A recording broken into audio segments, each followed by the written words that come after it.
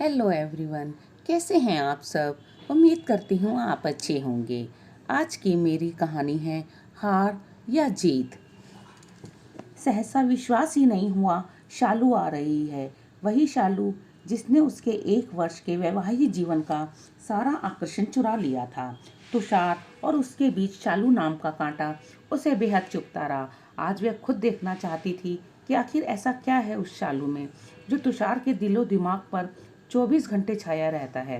अरे मोना, तुम अभी तक बैठी हो, जल्दी तैयार हो जाओ, शालू को लेने स्टेशन चलना है, उत्साहित स्वर में तुषार बोला। बस अभी तैयार होती हूँ, कहते हुए बेडरूम में चली गई।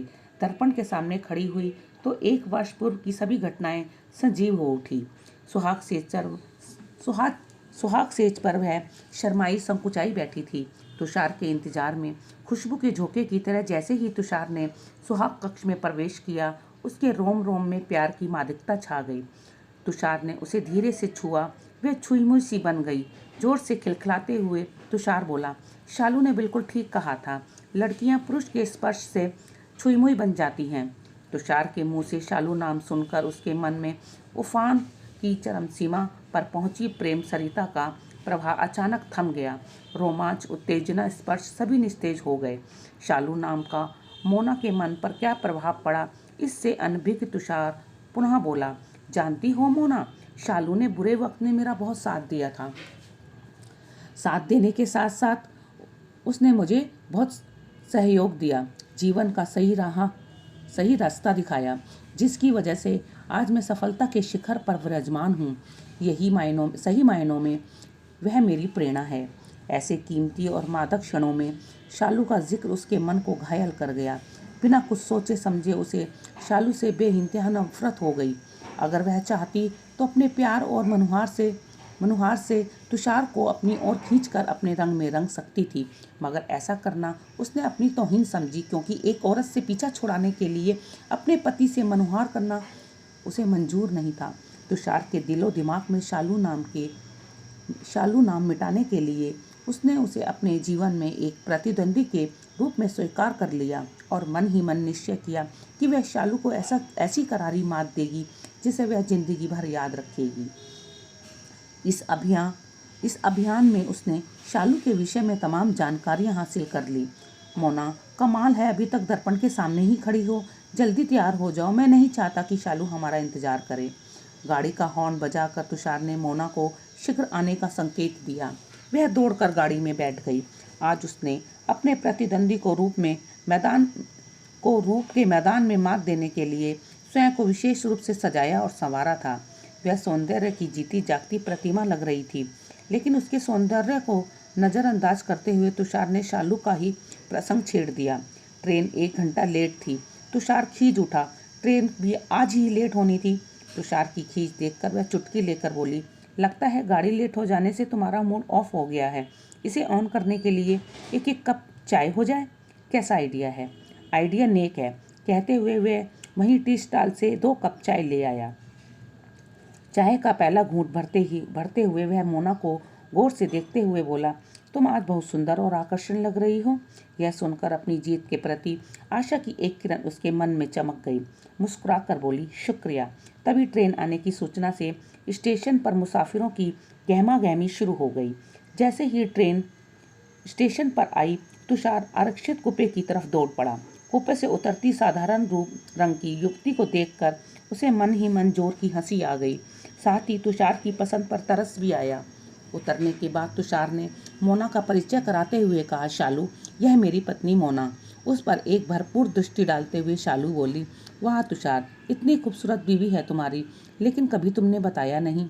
शालू की बात सुनकर उसे खुशी तो हुई, लेकिन तुषार ने उसके सौंदर्य के विषय में नहीं बताया, यह जानकर बुरा लगा। गाड़ी में गाने की वजह से बातचीत बंद ही रही। घर पहुंचते ही मोना अतिथि देवो भव का पालन करते हुए शालू के सत्कार में जुट गई। उसने बड़ी आत्मीयता से पूछा, आप क्या लेंगी, चाय, कॉफ़ी या ठंडा। मुस्कुराकर शालू बोली, इस समय तो थकान उतारने के लिए 1 कप अदरक वाली चाय की दरकार है। जैसे वह रसोई की तरफ मुड़ी, शालू बोली, अपने और तुषार के लिए भी बना लेना। माफ़ करना शालू जी, तुषार इस वक्त चाय नहीं पीते, वह सिर्फ सुबह ही पीते हैं। लेकिन इस वक्त तो आज हम भी चाय पियेंगे, मुस्कुराते हुए तुषार बोला। इस समय तो आप कभी चाय नहीं पीते, आप तो अपने नियम के पक्के हैं, मोना आश्चर्य भाव से बोली।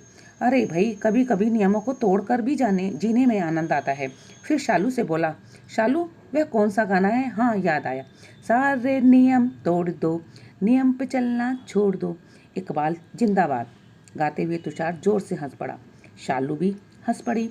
मोना भी बनावटी हंसी हंसकर अपनी खींच छिपाते हुए उसे अपनी मात समझकर रसोई में चली गई। रात को खाने पर तुषार बोला, जानती हो मोना, शालू एक लेखिका है, बहुत अच्छी कहानियाँ और लेख लिखती है, और मैं एक कुशल संपादक हूँ। बीच में ही बोल पड़ी मोना, शायद इसी तलाश में थी कि कब मौका मिले। अहंकार भरे स्वर में बोली, तुषार, मैं रोजाना दसियों कहानियों को अस्वीकृत कर उन्हें कहानियों के पते पर वापस भेज देती हूँ। जो बेचारों महीने अपनी कहानी को स्वीकृति पत्र पाने के लिए डाकिये का इंतजार करते हैं।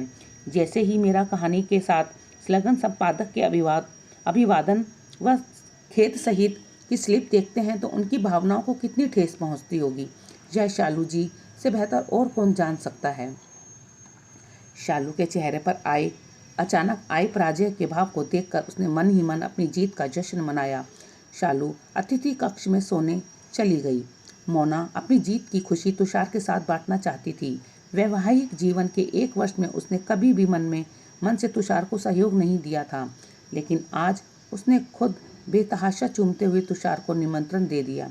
अचानक उसकी इस खुशी पर तुषारापात हो गया और जब तुषार ने करवट बदलते हुए बड़ी बेरखुशी कहा, आज मन नहीं है, प्लीज सोने दो। शालू को दी हुई मात की खुशी पल भर में काफूर हो गई, लेकिन उसने अपने अह के कारण उसे मनाने की कोशिश नहीं की। सुबह भी शह और मात का खेल जारी रहा। नाश्ते में मूंग की दाल का हलवा खाते हुए शालू प्रशंसा भरे स्वर में बोली, मोना, तुमने हलवा बहुत अच्छा बनाया है। हाँ शालू, मोना पाक कला में बहुत निपुण है। तुषार की यह बात सुनकर मोना खुश हो गई। शालू जी, मेरे ख्याल से हर पत्नी को पाक कला में निपुण होना चाहिए, क्योंकि पति के दिल का रास्ता पेट से ही होकर जाता है। शह और मात के खेल से अनभिग तुषार हंस कर बोला, क्यों शालू, खाना बनाना सीख लिया या अब भी ब्रेड बटर से काम चलाती हो? शालू चुप रही, लेकिन मोना विजयी भाव से बोली, चिंता मत कीजिए शालू जी, आप मेरी शागिर्द बन जाओ, आपको मैं पाक कला में निपुण कर दूंगी। शालू के 3 दिन के प्रवास के दौरान मोना ने उसे हर क्षेत्र में मात देने की भरपूर कोशिश की और वह इस अभियान में सफल भी रही।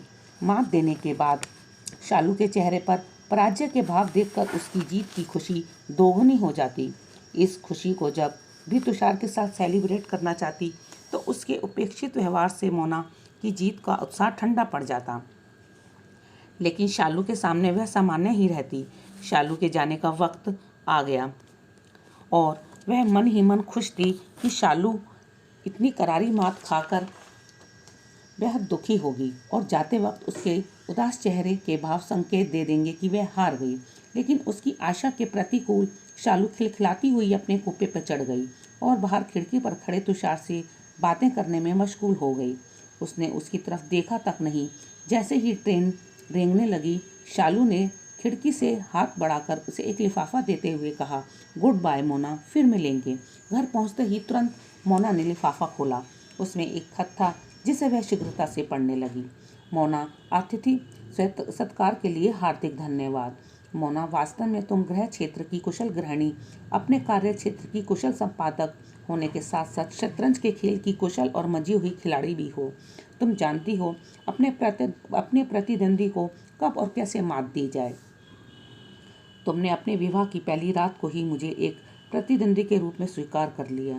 काश मोना, तुम उसी रात को तुषार से मेरे संबंधों का स्पष्टीकरण मांगकर अपने प्यार मुनहार से रिझाकर उसे अपना बना लिया होता तो शायद नौबत यहाँ तक ना आई होती। तुषार तुम्हारे सामने मेरे गुणों और उपलब्धियों को खुले दिल से प्रशंसा करता रहा, लेकिन तुमने उसे रोका नहीं, बल्कि मुझे अपना प्रतिद्वंदी स्वीकार करते हुए मेरे साथ शह और मात का खेल खेलने का निर्णय लिया। तुमने मुझे इस खेल के हर क्षेत्र में करारी मात दी, इसे मैं स्वीकारती हूँ, लेकिन अफसोस मोना, तुम जीत कर भी पराजित ही रही। औरत के जीवन की सबसे बड़ी जीत होती है अपने पति का मन और विश्वास जीतना। तुम यही मात खा गई।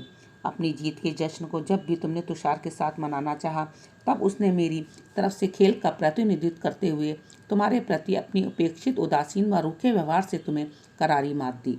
मोना, तुम सोच रही होंगी मुझे ऐसी अतरंग बातें कैसे पता चली। तो तुम्हारी जानकारी के लिए बता दूं, मैंने मनोविज्ञान में एमए किया है और गोल्ड मेडलिस्ट रही हूँ।